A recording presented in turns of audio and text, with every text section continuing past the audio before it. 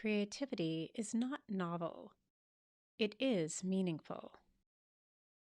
Yesterday was the first day it was warm enough to sit outside on a park bench without a jacket and feel the sun's warmth on your face. In many parts of the world, a day like that would be cliche, but in New York, it's novel enough to be noticed. And as I felt that new sensation of another summer season, I decided to listen to a piece of music by John Cage, premiered on August 29th, 1952, at the Maverick Concert Hall, also known as the Silent Piece. I didn't have my headphones with me, so I simply pressed play and let the track run for the precise duration of 4 minutes and 33 seconds, also the title of the work. And this incredible thing happened, which is I heard the city in a completely different way. To my left was a couple scrolling through TikTok with random noises and mumblings. Straight ahead, a ferry made its way past me with that iconic Doppler effect for approximately half the track. Another one came at the tail end. To my right was a man talking to another man about the ferry. I heard that word, but not much else about the conversation. Behind me, I heard runners, some with music, some just with heavy footsteps and panting. And behind them was a volleyball game and the percussive slaps of the ball as it passed from player to player, sometimes grazing the net. When I write it out in prose, it doesn't sound particularly musical. It was hard to conceive of how I would represent this music on a page to capture the sounds, the timbre of the instruments, volleyballs, voices, electronics, and feet, and the spatial relationship of the sound. Traditional musical notation falls short. And why would I be thinking or even concerned with this? Well, because earlier that week, a drawing by John Cage had caught my attention. I was at the New York Public Library for an event, and the Polanski exhibit was open to the attendees. After a fair amount of socializing, we wandered into the museum filled with archival materials, mostly American, from various eras. Among maps and photographs, scrolls and notes, was a notebook unfolded to reveal electric white paper with squiggles and colored marks that seemed to convey something meaningful to the author and utterly meaningless to me.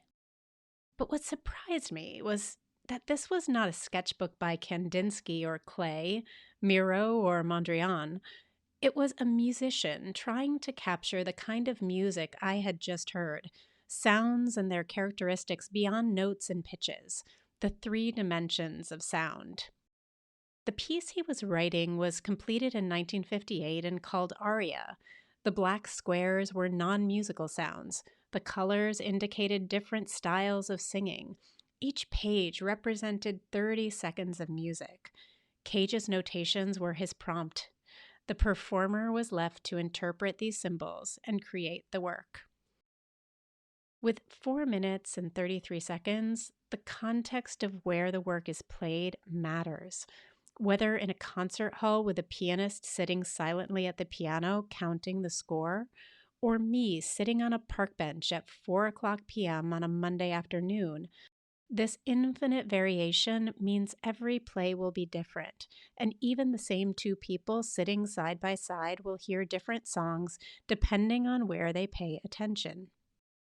Cage understood the chaos machine. He played with chance as an organizing element. One of the most significant mathematical tools Cage used was I Ching, the ancient Chinese divination method based on binary outcomes, which he employed to make compositional decisions by chance, removing personal taste and intuition from the process. We often associate novelty with creativity, and while many artists have explored the use of math, statistics, algorithms, and non human generated approaches to making art, John Cage devoted a lifetime to being obsessed with framing chaos. And what we find with Cage's work is that the frame creates the meaning. At any moment in time, any of us could stop what we're doing and pay attention to the ambiance. In fact, during the pandemic, so many sounds we were accustomed to hearing in New York quieted. And for the first time, I heard birds.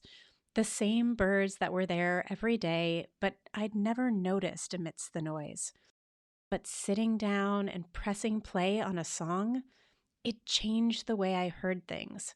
That simple frame, the expectation that I'm to experience music in a fixed period of time, it turned my attention to find the beauty in the banality. And this is where I find creativity. Creative work sits right at the temporal edge between meaningless and meaningful. In one moment, it's nothing. In the next moment, it's everything. And then once it's everything, it's meaningless again. So, the question that I often ask myself is not how can I be creative, but how can I anticipate meaning? How can we live in the banality of the present and siphon out what might be meaningful in the future? This truly is the work of both the artist and the entrepreneur. In many ways, Twyla Tharp picked up the baton that John Cage passed in silence. In 1965, she began her silent work because the music would, quote, color people's perception of the movement. And she was interested in movement, methodical studies of bodies moving through space and time, which she documented in notations and drawings quite similar to Cage. But 30 years later, she notes, I gave up, admitting that we just got very lonely in the silence. What was once of interest to her, perhaps foundational, became meaningless. At a different time, in a different place, she now felt that she had earned the music. And as she moved in time with the music, reacting to its structure, she began to videotape herself. She used video as a way of documenting her improvisations, a term she uses specifically to describe movements made unconsciously. She also recorded thousands of phrases or conscious movements, most of which would never make their way into a dance. Her curatorial process is shrewd. She sifts through her videos, her own collection of random movements, searching for those moments where the work escapes banality and approximates meaning. To Tharp, creativity for its own sake is meaningless, but she recognizes the temporal nature of her own relationship to meaning. She remarks, "This one is just pure creativity. It means nothing. But sometime in the future, someone will try." She has decided that if passed up 5 or 6 times, the phrase is archived. She says there are literally thousands of lost phrases living out there. One woman's trash is another woman's lunch. The idea that creativity can be mimicked by a machine is nothing new to art.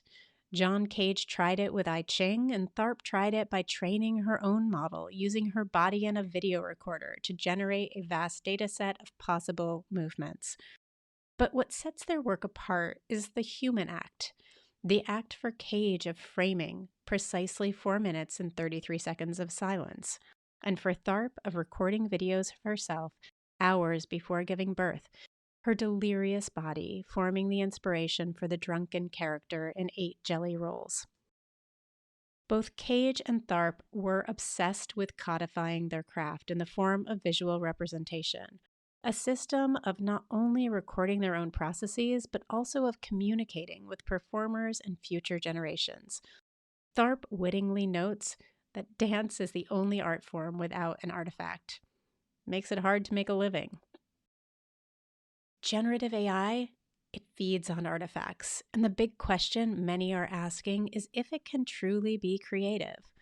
Stephen Wolfram, no stranger to the inner workings of artists like Cage and Tharp, notes that creativity for machines is easy. It's meaning that's a nasty bugger. He says, quote, "The whole question, people say, for example, is the AI able to do something original, creative? It's actually very trivial to do something original and creative. You just pick a bunch of random numbers. The problem is that the typical sequence of random numbers we might pick, nobody really cares about. You know, maybe in the future, somebody will say that there's a whole style of art that's been based on this particular direction, and everybody gets excited about it, and then it's given a name, and we talk about it, and it becomes a thing, and we build on that, and so on and so on."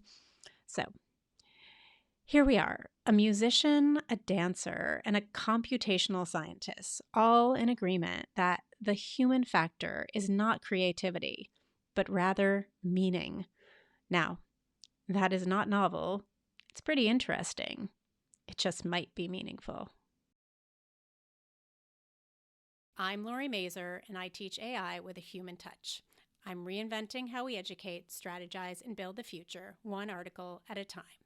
If you enjoyed this newsletter, you will love the book Temperature, Creativity in the Age of AI, debuted at #1 as a new release in human-computer interaction and now available on Amazon.com. You can join one of our executive boot camps. Just head on over to our website at synthetivity.net/bootcamp. You can bring our 10-hour corporate training program to your company, empowering your employees to identify their own problems, strategize, and build their own solutions as you organically incubate and grow enterprise-level applications. And lastly, I'm going on tour. Our team is planning our 5-city book tour: DC, Boston, LA, Chicago, Miami, and San Francisco. And we'd love to visit you for a reading, workshop, or a creative jam session. Media bookings and inquiries can be sent to Marnie at the Salop Group. Thank you for listening to Humans of AI, where every week I muse about the creative, responsible, and strategic use of AI in business.